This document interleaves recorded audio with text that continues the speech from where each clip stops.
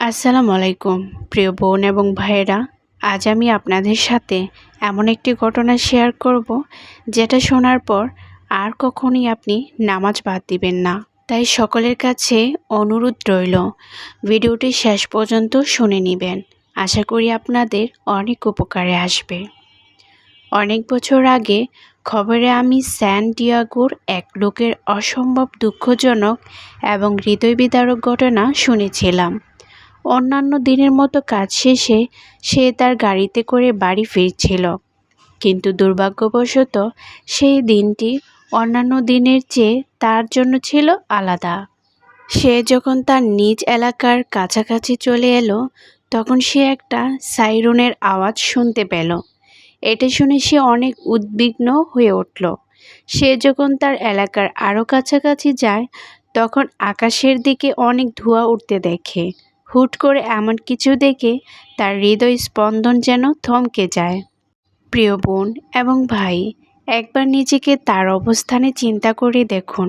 আপনি অফিস থেকে ফিরলেন, নিজ বাড়ির খুব কাছাকাছি এসে দেখলেন আপনারই বাড়ির কাছে লোকজনের জটলা, উপর দিকে ধোঁয়া উঠছে। মুহূর্তের মধ্যে আপনার প্রিয়জনদের কথা মনে পড়বে না? বাড়িতে আপনার বৃদ্ধা মা বাবা, স্ত্রী, প্রাণের প্রিয় ছেলে মেয়ে, তাদের কি হয়েছে না হয়েছে, এই ভেবে আপনার ভেতরটা মোচড় দিয়ে উঠবে না? এসব ভাবতে ভাবতে সে তার গলির মোড়ে ঢুকে দেখতে পেল সমস্ত জায়গায় পুলিশের গাড়ি, অ্যাম্বুলেন্স এবং অগ্নি নির্বাপক ট্রাক। সে চরম দুশ্চিন্তা আর ভয় নিয়ে তার বাড়ির আরও কাছাকাছি পৌঁছালো। সাথে সাথেই যেন তার মাথায় আকাশ ভেঙে পড়ল। সে দেখতে পেল তার বাড়ি আগুনে জ্বলে উঠছে। তার পরিবার তখনও বাড়ির ভেতরে আটকা। ফলাফল, তার 2 সন্তান, তার স্ত্রী এবং তার শাশুড়ি সবাই সেখানে মারা গেলেন। এখন একবার নিজেকে তার জায়গায় ভাবুন। বাস্তবিক অর্থে কেউ সেভাবে ভাবতে পারবে না, যদি না আপনি আপনার খুব আপন কাউকে এতটা মর্মান্তিকভাবে হারিয়ে থাকেন।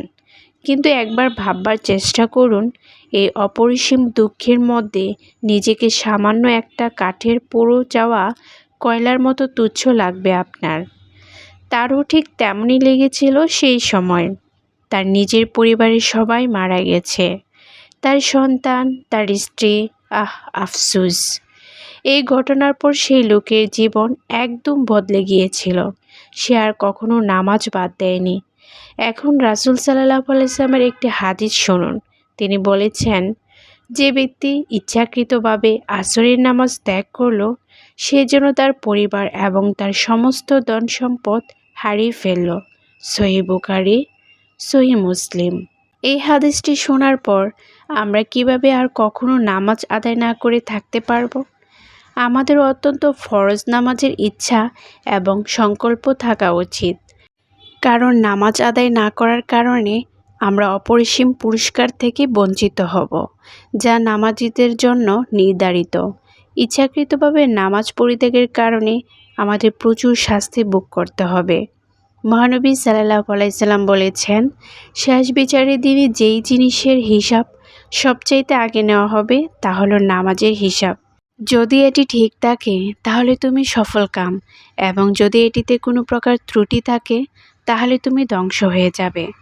আরেকটি হাদিসে রাসূলুল্লাহ সাল্লাল্লাহু আলাইহি সাল্লাম বলেছেন, যদি কেউ নামাজ আদায় না করে তাহলে সে অবিশ্বাসীদের দলভুক্ত। এবং পবিত্র কোরআনে সূরা আল মুদ্দাসসিরের 42 থেকে 43 নম্বর আয়াতে বলা হয়েছে, জান্নাতবাসীরা যখন নিচের দিকে তাকিয়ে জাহান্নামীদের দেখবে এবং তাদের জিজ্ঞাসা করবে, তাদের জাহান্নামে যাওয়ার কারণ কি? এবং তারা উত্তর দেবে, আমরা তাদের দলভুক্ত নই যারা নামাজ আদায় করত। আল্লাহ পাক আমাদের সবাইকে যথাযথভাবে নামাজ আদায় করার তৌফিক দান করুন। আমিন। এই ঘটনাটা শোনার পর সত্যি কেউ আর নামাজ বাদ দিতে পারে না। এটা শুধু একটা ঘটনা নয়, এটা একটা সতর্ক বার্তা। আসরের নামাজ বাদ দেওয়া যেন নিজের সব কিছু হারানোর সমান। আজ থেকে সব নামাজ ঠিক সময়ে আদায় করুন। আল্লাহ আমাদের হেফাজত করুন। আমিন। ধন্যবাদ সবাইকে।